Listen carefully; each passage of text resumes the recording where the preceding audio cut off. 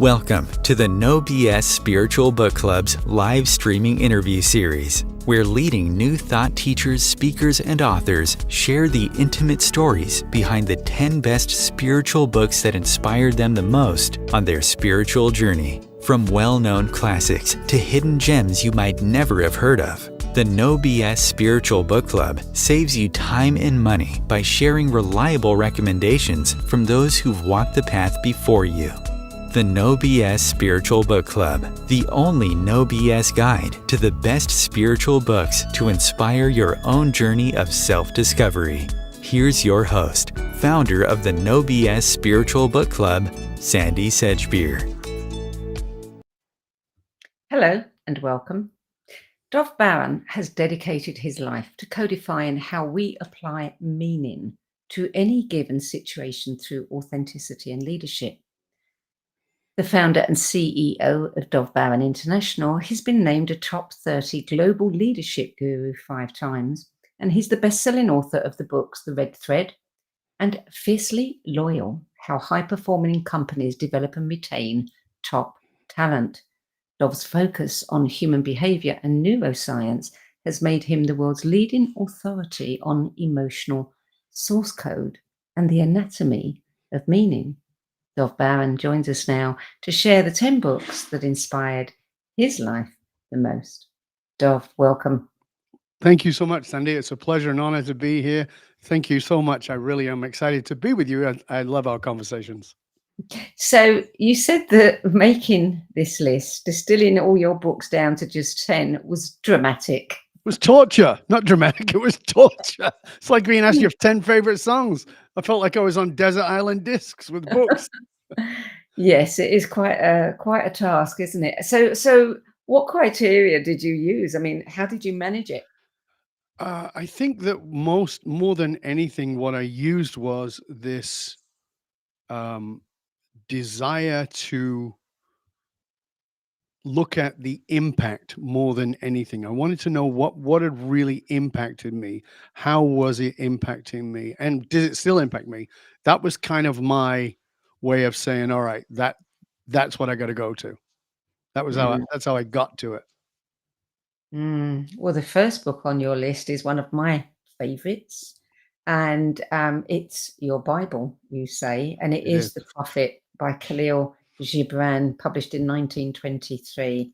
What do you love about that? Well, as I said, it's my Bible because I think that whatever is going on in my life, I can look to that and find an answer, find an insight that is profoundly grounded emotionally, but at the same time deeply spiritual. I haven't really got a lot of patience for spiritual woo that is like, well, just think the right thoughts. No, like this is like, what does it mean? Like when he talks about work, when he talks about friendship, when he talks about these things in a way that makes me go, okay, your children are not your children. They're life's extension of itself. You are the bow, they are the arrow. I mean, it's like, okay, so stop clinging, Dov. As opposed, you could simply say to me, stop clinging, but it's so beautifully poetic and deeply spiritual, and yet rock solid, like, it's punch in the face reality, but with this beautiful spiritual angle. It's inarguable, isn't it? For me, it is, yeah. I mean, and this is why I say to people, people say, well, what is your religion? And, it's right over my shoulder in every interview I do. My religion is curiosity. And that book keeps me curious. It's always kept me curious. It's like, because I read it every year, as I said, and I read it multiple times a year. And when I read it, it's like, yep, I got something new again. Do you have a favorite in there? I mean, I really like the children and relationships, partner. Yeah, I like the children one. I like the marriage one, because a lot of my marriage is based on that. We are two pillars separate from each other, supporting our relationship. We talk about in our private work with couples that there are 3 entities. There's you, there's me, and then there's the us, that third entity. And that third entity is held up by both of the pillars being strong. So I love that. I love the piece about friendship, but The piece that is profound for me is the piece around freedom. And I've seen you wear your freedom like golden shackles. It's like, yeah, I can remember that very clearly when I had that fierce value around freedom. And then I realized I am completely imprisoned by this idea. And that is like that's like freedom is a prison. Yeah, because it doesn't allow me to connect. It doesn't allow me to bond in the way that I was perceiving. I'm more free now than I ever was, and I have wonderful relationships. But I realized that was my spiritual bullshit that I was using to keep me out of really staying bonded to people. It's like, well, I'm just, I hold this high value of freedom. No, you nitwit. You're just avoiding connection. Yeah, yeah. Your list is really interesting. Book number 2, it comes up in our top 10 of books that have been recommended, and with good reason. And it is Illusions: The Adventures of a Reluctant Messiah by Richard Bach, published in 1977. Yeah. See, you can tell by the choice of my books how old I am. Yeah. Illusions, it was this beautiful book that I remember when I first started teaching, which was 83. And in late 83, this young fella came to me and he goes, "Did you write a book under another name?" And I'm like, "No, I never even thought about writing a book." And he's like, "I read this book and it's like everything you're teaching me." And I'm like, "Oh, okay." And then I read the book and I was pissed. I wanted to have written the book. It's so magnificent in understanding. And for me, what I loved about it was because this was at the beginning of the time of things like Lazarus and Ramtha and all those, and a lot of spiritual woo-woo that was annoying because I couldn't ground it. It's not saying it's bad. It was annoying to me because I couldn't ground it.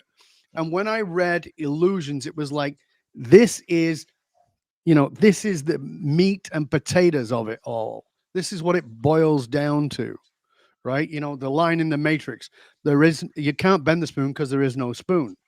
It's kind of like that whole thing around the pan bread and the stories in that, the way that is weaved together was actually the catalyst for my very first book, which was a novella, which was called terrible book, but it was called The Fall and Rise of Elvis Richards. But it was written in that style. And The Fall and Rise of Elvis Richards is still out there. It was self-published. I walked it around. I sold 3,000 copies by literally walking around. Covers ugly as all hell. There's tons of spelling mistakes.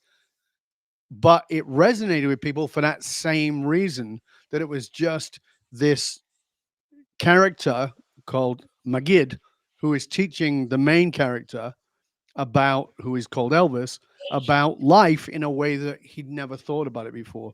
And for me, it was like a great awakening, that book, around my spiritual reality, which I knew about since I was a small child, but nobody had ever given me a way of saying there are other people who think like you about it. And that was wonderful for me. Hey, maybe it's time to get that book out, get it corrected, and put it out there again. Yeah, it maybe. Yeah, maybe when I'm a little more famous. Love these, allegories, and we all get it because it's us.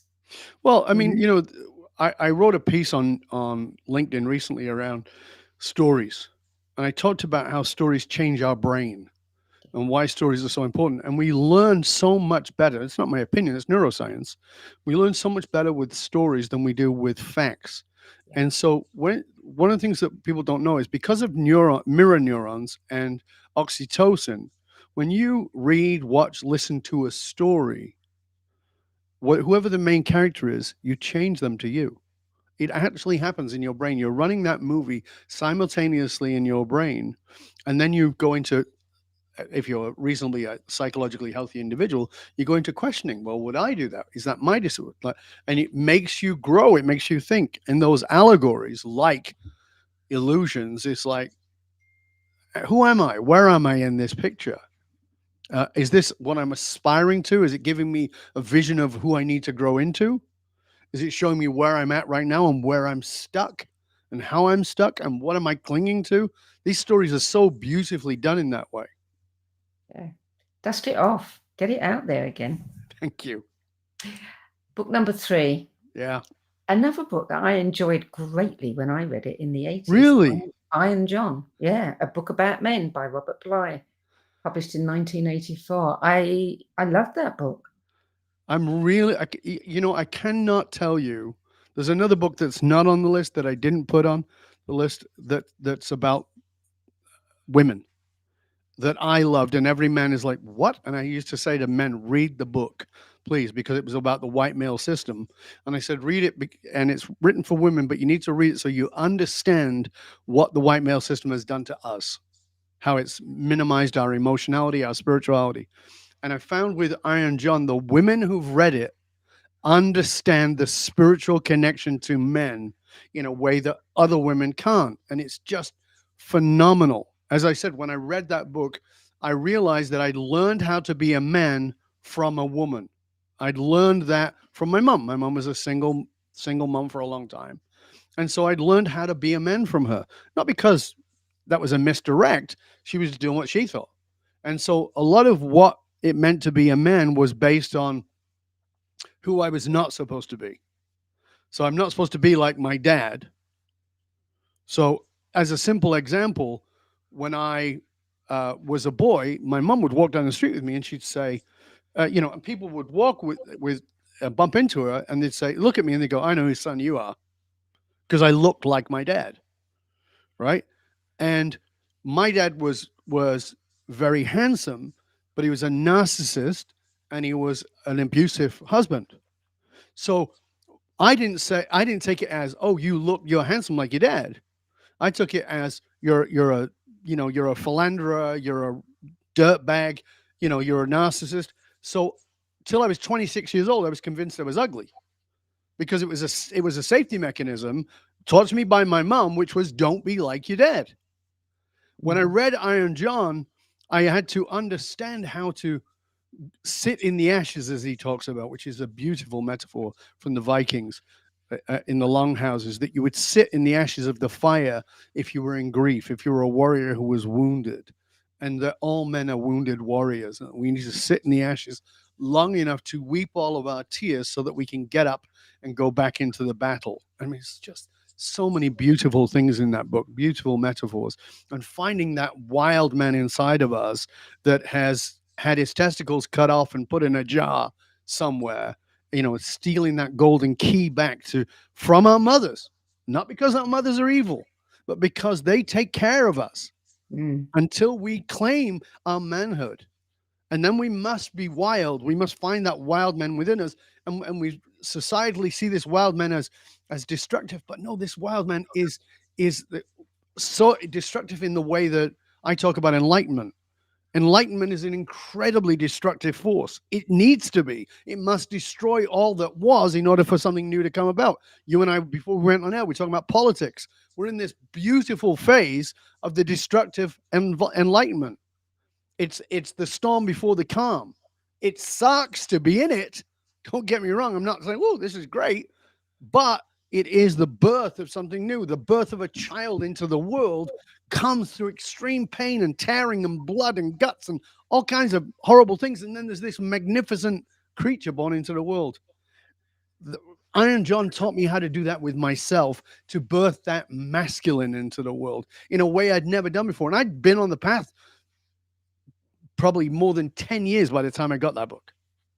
And it still was like, oh my God, I've missed so much. I wish, I mean, back in the 80s, there were a lot of men's groups based on his work. And, I know so many men who went to them and found them invaluable. I wish they would bring them back now. The men's, see, this is the challenge, and I talked about this a lot, and I've written about it, is the men's movement that was under Bly and Sam Keen and Gillette and Moore and all those people was beautiful. It was magnificent. It was honoring the male. Yeah. And then it got hijacked by a guy called Sterling, right? And when it got hijacked, it became, what was the name of that movie with Tom Cruise?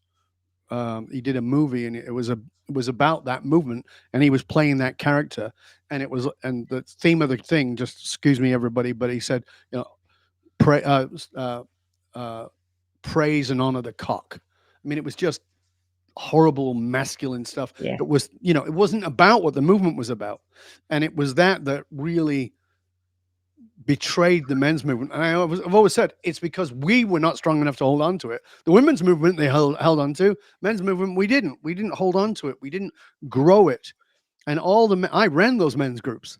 And we sat around and we spoke and we cried and we held each other and we beat drums, and we went back into the world more loving, kinder men, and particularly kinder to ourselves and more compassionate to other men, instead of all this nonsense that we were doing. It was a profound book, and I'm really glad to hear that you read it. As a woman, it's so important. Yeah, it is very important. So book number 4 is the Venta Treatise, The Eternities, by, I'm not even going to begin to try. Patha. Say it again. Patha Sariji. That's it. 1978. It's okay. So he was my private teacher in Vedanta. He was my teacher for several years. I loved him very much. He was a great, wonderful teacher. And he was so not your traditional Hindu teacher. I'd studied many of the different parts of Hinduism. But when I studied Vedanta with him, it was all about, like, so you'd explain, the Atma and, this great spiritual connection and all the things that were there in every other part of Hindu teaching. But everything came down to accountability. Everything.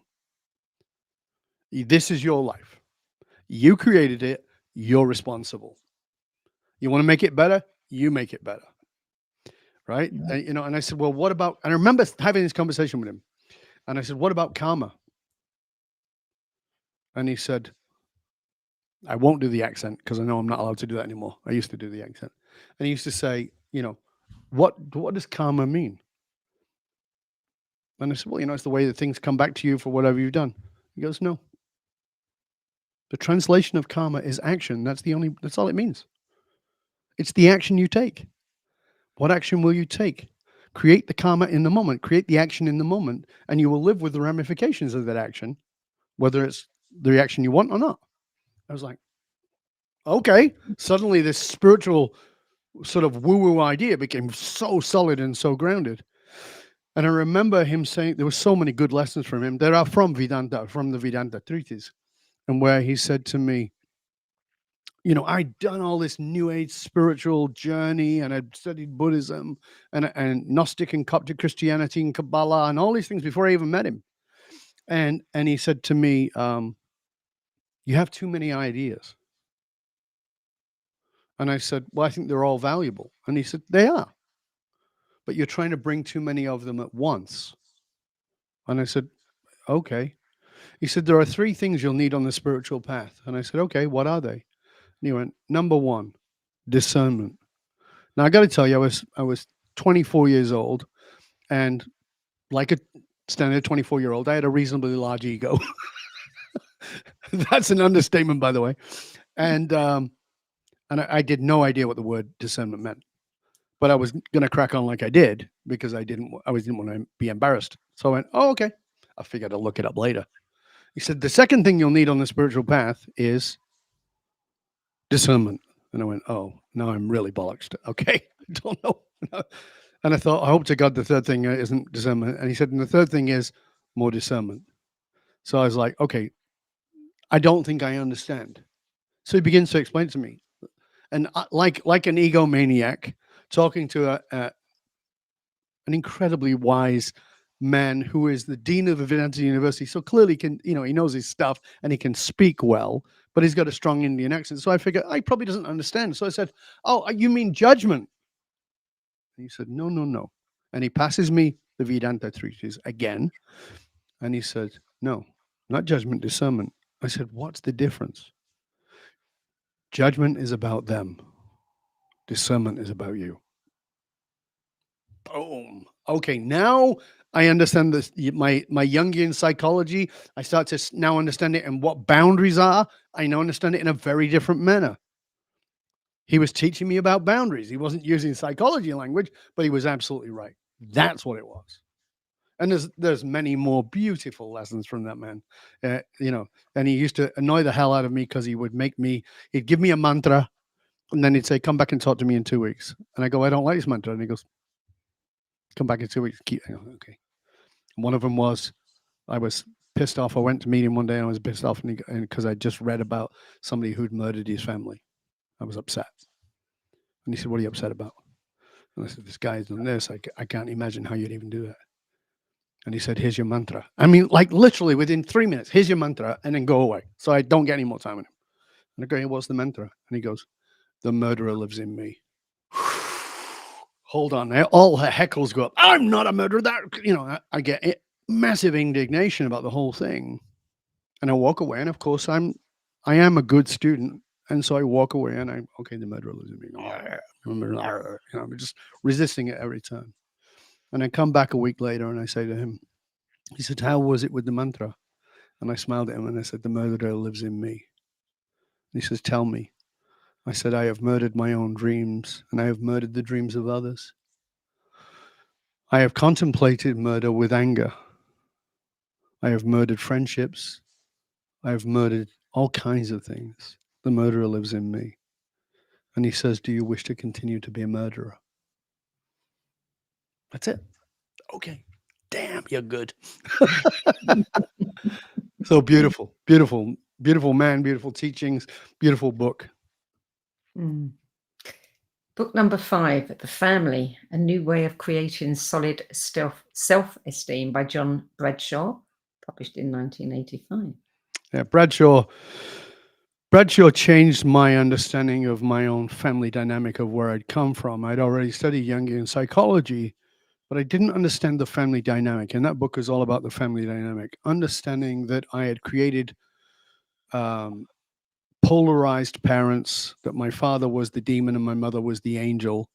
And that I was understanding that I was part of a constellation that I was playing into, and that my mother was not angelic and that my father was not entirely evil, and that there were parts of each of them that were valuable, but it wasn't always in the positive. They were valuable sometimes in the negative, and understanding that to discern myself away from that constellation, but that constellation had formed me in the way that I saw family. And it's interesting because when I read that book, I rewrote a treaty for myself, which was, what is family? And I defined family, and I now say very clearly, family to me has nothing to do with blood. It could, but it doesn't necessarily.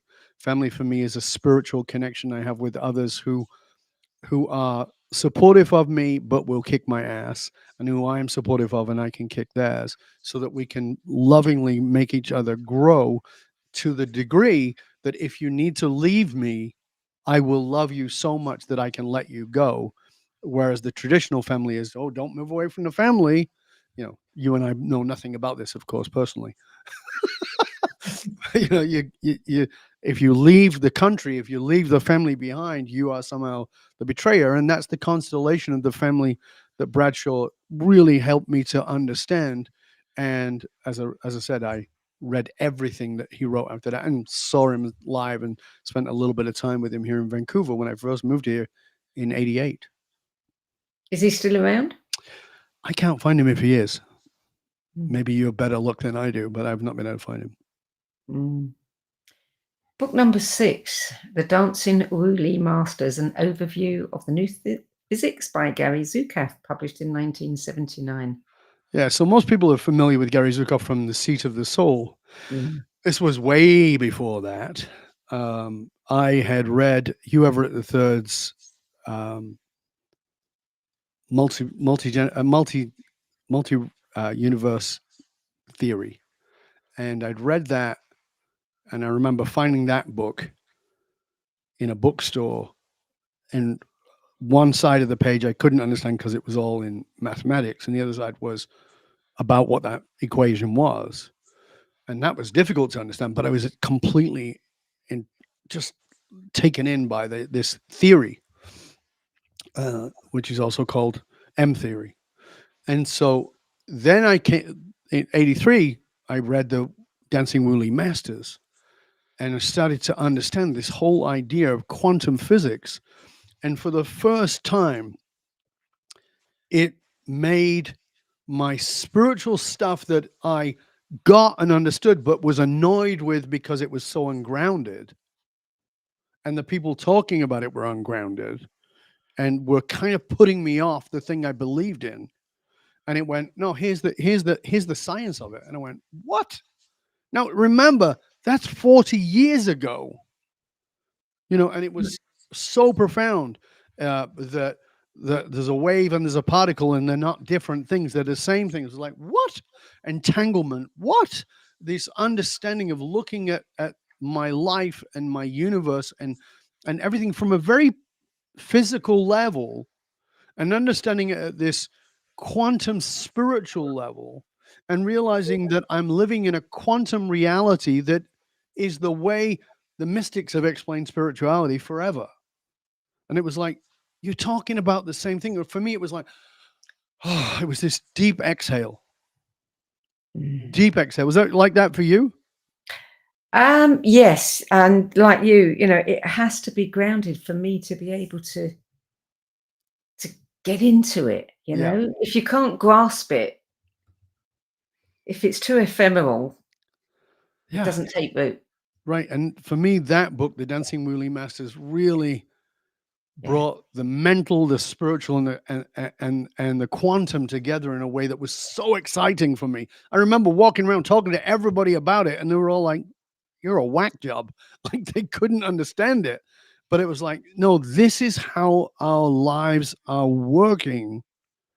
That it's not positive thinking, because that's annoying as all heck. It's not positive thinking. It's a way of being. Yeah, that's it. Yeah.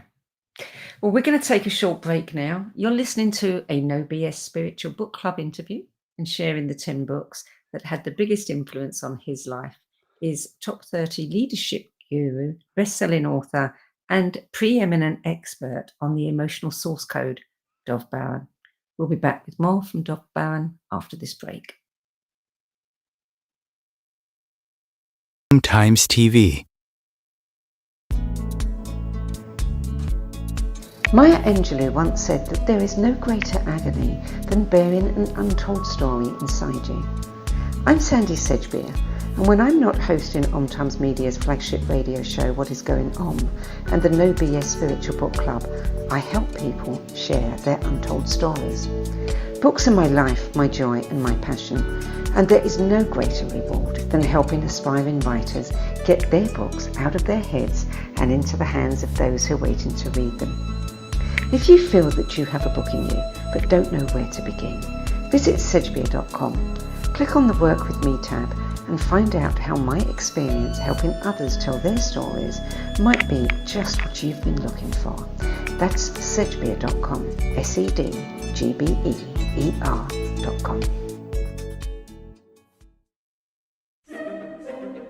Imagine becoming a super influencer. Reinvent yourself, invest in your brand, and then manifest your success with a robust spheric approach. Om Times Media and Broadcasting offers a unique and multifaceted way to become the spiritual and conscious influencer you deserve to be by putting your message across our powerful platform with its proven record of integrity and excellence. Through our produced shows, Om Times offers the opportunity to become a social media TV personality, a radio show host, an Om Times magazine columnist, and a syndicated podcaster, all in one shot. By live streaming your show on Om Times TV and broadcasting it across the extensive Om Times radio and TV networks, you become more than a host. You become an ambassador and a force for positive change. Om Times. Open yourself to the possibilities.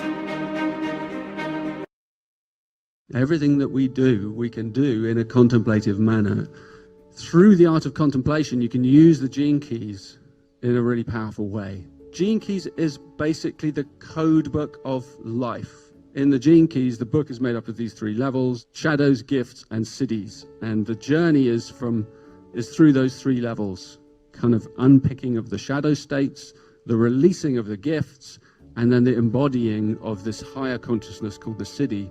And the siddhis are very exalted words.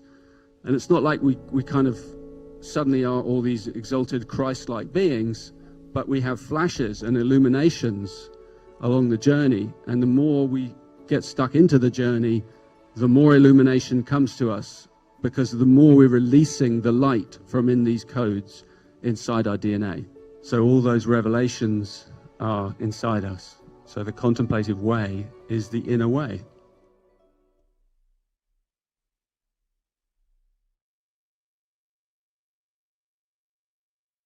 There are 16 million children struggling with hunger in America. That's 1 in 5 daughters, sons, neighbors, and classmates who don't know where their next meal is coming from. Yet billions of pounds of good food go to waste every year. It's time we do something about it. Feeding America is a nationwide network of food banks that helps provide meals to millions of kids and families in need. Visit feedingamerica.org to help them feed even more. Together, we can solve hunger. Together, we're feeding America. Welcome back. Dov Baron, book number 7. I love this title. I think it's the perfect title for a book. Everything you know is wrong. And I could not find the author of this one because there are so many books with the same title, all looking at different aspects of life, that I just thought, okay, let's just go with this, which you say is a collection of articles. It is. It's by Douglas Rushkoff. He's the one who was the main editor. And it came from a book that is actually it came from a mentor I had who also gave me book 10A that we may or may not get to. But it was a mentor of mine who, as I said, my whole religion is curiosity. And I've always chose mentors that will push that. And so I had a mentor who said to me, I want you to find something that you think is a conspiracy theory. And I said, okay. And he said, I want you to go research it and find the truth in it, because all conspiracy theory has truth in it. Sometimes it's just a grain, and sometimes it's a lot more than a grain, and it's been made to look like a conspiracy theory. So I began to do this research into all these different conspiracy theories. And then I found Douglas Rushkoff, who is a very established and grounded journalist who led me to people like John Pilgener, who you may or may not know. He was a British journalist. He was Australian, but he did stuff on Vietnam. He recently died, unfortunately, one of the greatest journalists to ever live. And he uncovered things. And that led me into this book, which was filled with these insane articles written by very high profile journalists. There's nothing in there from some clown who's just doing a conspiracy theory. This was stuff that was so well researched into, Henry Kissinger got the Nobel Peace Prize. Well, did he deserve it? Let's look at that. And should he be prosecuted for war crimes? I mean, it was just like challenging the ideas. And that's why my mentor made me, and that has remained with me sort of as a very sound piece, in that it's the part of the reason I can talk to people who are quote unquote conspiracy nuts. It's not how I see them, but they're seen that way, and say, okay, well, tell me what it is about this that really resonates with you, because there's obviously some truth in it for that person. And oftentimes you can move a person away from a very extreme way of thinking by having that level of compassion for something that is true within it, right? So there's a lot of conspiracy stuff around kids but the truth of the matter is, kids are being stolen. The kids. There is a sex slave trade that is bigger than slavery when it was at its height. This is true. Is there a basement under the pizza place where, that's So is there truth? Yes. Is that truth played upon? Yes, to manipulate person. This book, Everything You Know Is Wrong, challenges you to look at what you're holding as truth and is it?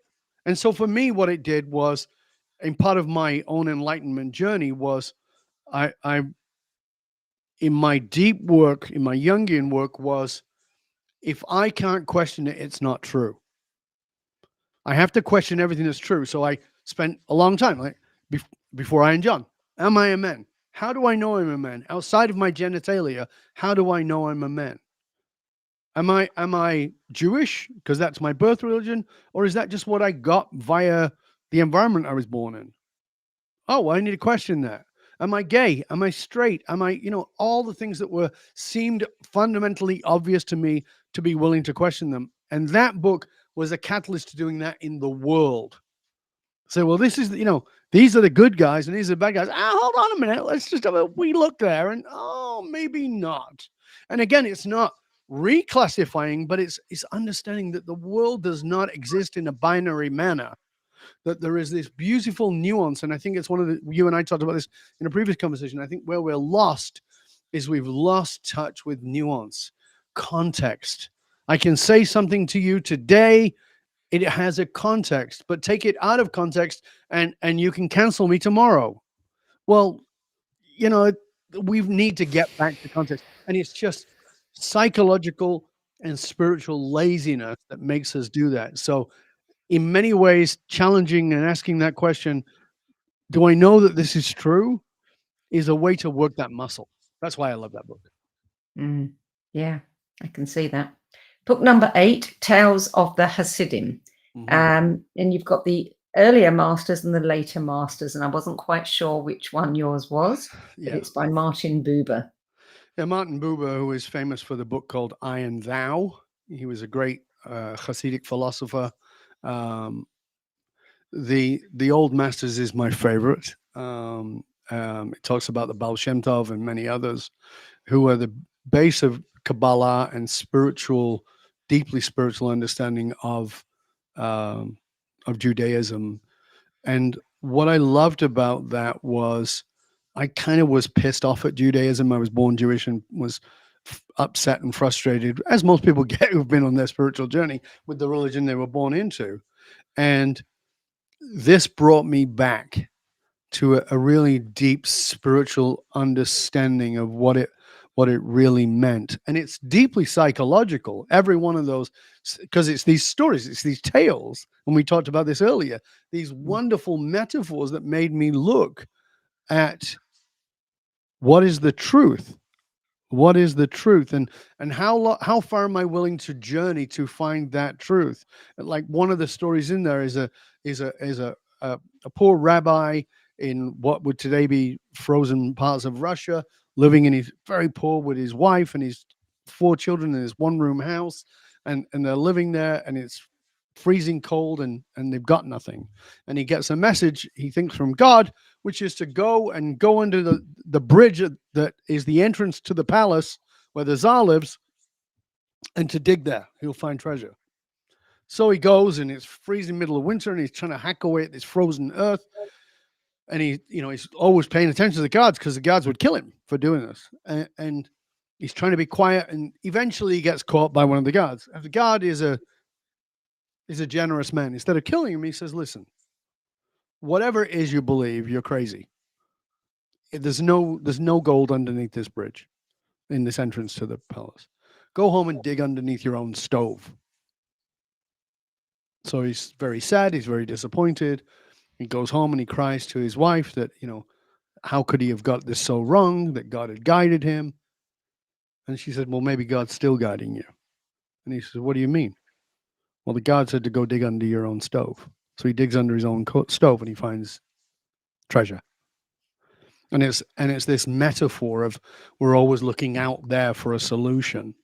Yeah. But the jewels, the gold, the treasure that we're looking for is always right under the place. And this is interesting because it's under the stove. What is a stove in that metaphor? It's a place of comfort. The comfort hides the treasure. We're always clinging to comfort. We're always looking for comfort. but you would have to do without the comfort. You have to put the stove out. You have to move it to the side, and you have to dig. You have to be in the discomfort to find the treasure. It's like, wow, so beautiful. That's just one example. Beautiful book. Mm. Book number 9 is another one of my favourites. Getting the Love You Want, A Guide for Couples by Harville Hendrix, 2005. I think you and I seem to like similar books, and they're what I call the inarguables, you know. Yes. They're just so sensible. Yeah. Mm. Yeah, I was very blessed, and my wife and I, when we first got together, we went and did training with Harville and his partner, and it was profound. In fact, we did several trainings over many years with him, and it just made me understand. Like, I had a very good friend of mine who said to me, I don't understand, Dov. And I said, what? And he goes, you're one of the smartest, wisest people I know. How come you're such an idiot when it comes to relationships? Right? How come you're such a freaking idiot when it comes to relationships? And I said, I really don't know. I've really done a lot of work on that. And I'd done a lot of work on it. And it was Harville Hendrix' work that really made me get what I was doing. I was chasing my wound over and over again. And when I read that work and then I did that training, I could suddenly see that everybody I'd had a relationship was either my mother, my father, or some combination thereof. And I can remember being in a training with Harville and his partner where we were asked to hold each other, like, so the couples, right? You hold your partner and you hold them in a certain way. That's part of the training. And my wife, then my girlfriend, was holding me, and I'm bawling as she's holding me. And we sit up, and Patricia, who was leading that part of the training, said, she said, she comes around, she says to me, what was it like? And I said, it was insane. And she said, why? I said, because it was so profound, but on top of everything else, I was disgusted. And she goes, well, you didn't look disgusted. I said, no, it was incredibly heart connecting. But Ren, that's my wife, smells like an ashtray. Now, just to be clear, my wife and I have never smoked in our lives, either of us. But my mother was a chain smoker. It took me right back to being that baby, being that infant, being that toddler in the arms of my mother who smelled like a bloody ashtray. And it makes me want to vomit. And yet, so that compulsion to get close to her and the compulsion to get away from her at the same time was such a powerful insight for me. It's like, oh my God, that's exactly what I do in a relationship. I wasn't dating smokers, but I was playing out that metaphor over and over again. It was profoundly insightful for me. And once I began to see that, it became like, oh yeah, because, you know, Harville talks about it as there's 2 books, Getting the Love You Want and Keeping the Love You Find, which is for singles. But when you expand that out and you go, oh, well, what about my other relationships? And I suddenly going, oh my God, this is my friendships too. Like, am I a schmuck or what? Okay. And it really awakened me. That's why I love that book. Yeah. Book number 10, The Presence of the Path by Damon White. I think this one was published around 2012. The Presence of the Past, theory of morphogenetic fields and how that works was when I really got to understand resonance, because I talked about quantum fields and all the rest of it, and Sheldrake talking about these fields inside of biology and how it's the structure of cells and the structure of learning and how we're stepping into these and understanding that I took it beyond what it was in the book. I actually talked to Sheldrake about it, and he said, I never thought about that. And I talked about emotional fields. That's where the work goes with the emotional source code, is that there is emotional fields that we're stepping into. We're constantly validating something, even if it's completely untrue. Or as I like to say, the mind is looking for evidence of that which it believes to be true, even if it's completely false. Yes. And the fields validate that. And for me, the best example of a morphogenetic field is the social media algorithm. It's a beautiful metaphor for it. Because if you believe Donald Trump is the next Messiah, then everything you find online is the Messiah. If you believe that he's the biggest asshole who ever lived, then everything you find on is that, because you clicked on it. And that's how your morphogenetic field works. Whatever you're holding in resonance with yourself is pulling to you. And so I like to mess with the algorithm. So I watch CNN, I watch Fox, I watch Al Jazeera, I watch the BBC, I watch India TV, India News. So I mess with the algorithm, so it keeps sending me all these weird and wonderful things. And that's what I mean about being curious. That's what I'm trying to mess with the algorithm of my field, so that I can pull things in that I don't expect. I had a wonderful meeting yesterday with a guy who was the leader of a massive punk movement in the late 70s, early 80s, who's gone on to make world changes. And I'm like, wow, I'm so glad I met you, right? Because this is a hardcore punk guy who lived with the Clash, so serious punk, who is now influencing world change. That couldn't have happened if I'd have stayed in my lane. And that's why I think curiosity is so important. So understanding morphogenetic fields allowed me to see, yes, this is not the law of attraction. This is the law of resonance. The law of resonance says very simply, if you turn your radio to the pop station, you get pop. And you don't get upset when you change the station and you suddenly get classical. You go, it's a different station. Well, if you keep getting the same shit all the time that you don't like, that's because that's where you're tuned into. And it's not just, oh, well, I'll just tune into positive thinking and do more of that. No, you have to clear the things that hold you in that bandwidth. And that's the deep work. That's the courageous work. That's the work of the soul, rather than just some surface level stuff. It's digging deep into that and going, hold on a second. I can't get there by meditating and going, and I'm good, nothing wrong with those things. Don't get me wrong, but they're not going to get you to that depth that will shift you and allow you to live the life that you came here to live. You came here to serve a purpose. And you can't do that with positive thinking. You can't do that by pretending your past doesn't count. It does. It set your resonance. And it's continuing to set your resonance until you change that resonance. And that changing that resonance is a courageous process. It takes enormous amounts of courage. It takes enormous amounts of curiosity. But when you get to that, it's real freedom. That's why I love it. But of course, I'm not passionate about it. No, of course not. No. So you tried to slip in another book. I did. You did slip in another book. We have a choice now. We can talk a little bit about that and then expand a little bit more on the emotional source code. Or we can talk at length about your extra book that you slipped in against the rules. But I think people know by now that you are a rule breaker anyway. What would you rather do? I'll just do a one-liner on 10A. The 10A book is the Lost Book of Enki. And again, it's like I said before about everything you know is wrong.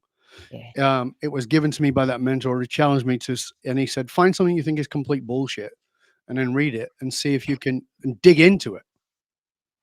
And I actually got to meet Zecharia Sitchin, is the guy who wrote that book, in New York, and sat with him. And he was the leading expert in the world at reading these hieroglyphs that nobody else could understand. He was a grumpy old bugger and brilliant, absolutely brilliant.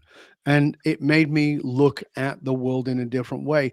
And it changed, and just people understand, it changed my perspective on God. That's why I put that book there. It changed my perspective on God. I'm not asking anybody to follow what I'm saying here. You don't have to go with what I'm saying. But for me, up until that point, I had this idea that was difficult within me, which was that there was a personal relationship with God that I could have, and there was this all-knowing force called God. And I never liked the idea of God being Santa Claus or an accountant with a good and a bad. It just didn't make any sense to me. No, that doesn't make any sense. And so when I read that book, this idea of the Anunnaki being this other race that had come here and messed with our DNA and worked the genome from the hominids and there was a lot of, I mean, again, sounds wacky, and I thought it was wacky initially. But then understanding that if I take you as the viewer, as the listener right now, if I take you and put you in a time machine and just move you back 500 years, aren't you a prophet? Aren't you? I mean, you could be dumber than a stick and you'll still be incredibly wise, incredibly profound. So if there is another alien race that came here that was so far advanced to us, they would seem like gods to us. Now, I will go, just to finish this off, I will say this. When I was a kid and I was in school, I got thrown out of science class because they were talking about the Big Bang. And I said, okay, well, where did that come from? And they said, well, it was from a bunch of gases that came together. And I go, okay, but where did the gases come from? And get out of my class. You're trying to disrupt me. And it's the same thing with the Anunnaki. It's like, well, they may have been what we have now think of as our gods. But at the same time, and by the way, there's all kinds of, it ties into mythology and all kinds of beautiful stuff like that. But at the same time, where did that come from? And if God, as this infinite intelligence, this infinite creative force in the universe, is constantly exploring itself and examining itself through its own creation, then it goes back in creation and creation and creation. So my question is, who is the God of the Anunnaki, and who is the God of that God? You know, and in biblical terms, we talk about angels and archangels, and it's that same idea, is that there's this hierarchy that we need to understand. There's something way beyond all of that. So it gave me a position of understanding that God loves me, but only as much as he loved, or she loved, or it loved Adolf Hitler. It loves me as much as it loves Mother Teresa. It doesn't differentiate between me being good or bad. I get to do that. I get to live in hell right on here on earth or not. So that's where it is for me. Yeah. Okay, well, I'll let you off of that extra one that you slipped in. We've got about three minutes left. Sure. Okay, you've been interviewed by numerous media outlets, CNN, you name it, just about everybody. And your models and your strategies of the emotional source code and the anatomy of meaning are used by leaders in business and governments worldwide. Tell me about the anatomy of meaning. The anatomy of meaning is being able to understand why you, me, we, or nations give something meaning. So the baseline is our emotional source code. And think of that as your emotional DNA. It's just what you got, right? At the same time, we can know that identical twins can have exactly the same DNA, yet they become very different people because that DNA gets switched on and switched off. Your emotional DNA is exactly the same. And what happens is your environment, which is the epigenetic environment that you live in, determines meaning. And so you look at, i.e., good-looking means misogynistic, means narcissistic, etc. So that's the anatomy of meaning I gave good-looking. It's not the truth. It's the meaning I gave it. We do this at a political level. We do this at a race level. And because at a base level, we are tribal. In primitive psychology, we are tribal. And this wonderful neurotransmitter called oxytocin is the bonding hormone. But it is also the separation hormone. It's the othering hormone. So if there's a wonderful movie that just came out recently, won an Oscar, about a German soldier who works at Auschwitz, who has a home outside of it, and he has a family, and he's a loving father and a loving husband, and then he has to go into the camp and do his job. Yeah. And you go, well, how can you do that? Are you psychopathic? No, that's oxytocin. That's how it works. It can allow us to very deeply bond with somebody and at the same time very clearly other. And so our job as spiritual warriors is to humanize the other. We must constantly humanize the other, humanize the Donald Trump, humanize the ISIS, humanize the whoever it might be. And so when we're doing that, then we start to challenge that emotional source code, anatomy of meaning. Once we change that anatomy of meaning, it's very difficult to hold on to a rigid identity. There's an awful lot of dehumanization going on in the world right now. Exactly. And that's one of the Yeah. great challenges we face.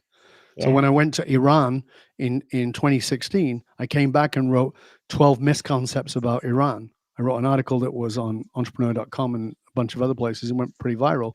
And just because I wanted people, because I was like, this is the problem. You've got somebody like John Bolton who wants to go and bomb Iran. But let me just tell you about Iranians. And I was like, you think they all ride around on camels and it's hot. It's February, it's snowing, and my hotel backs onto a ski hill. That doesn't sound much like what you think, right? No. So, and by the way, you think people are in camels? Well, they're in shitty old Toyotas, and they're in Mercedes, and they're in Lamborghinis, and they're in all those things, and they're driving their kids to work, and they're driving to work, and they're to school, and they're driving to work, and they're living normal lives just like you and me. Yeah. These are human beings, and we need to remember that. On that note, I'm going to have to leave it, Dov, because we are almost out of time. But yes, absolutely. We're all human beings, and we all need to remember that. Thank you so much for having me on, Sandie. It's been a pleasure and an honor. Well, thank you for adding your 10 best list of spiritual books to the archive. It's very much appreciated.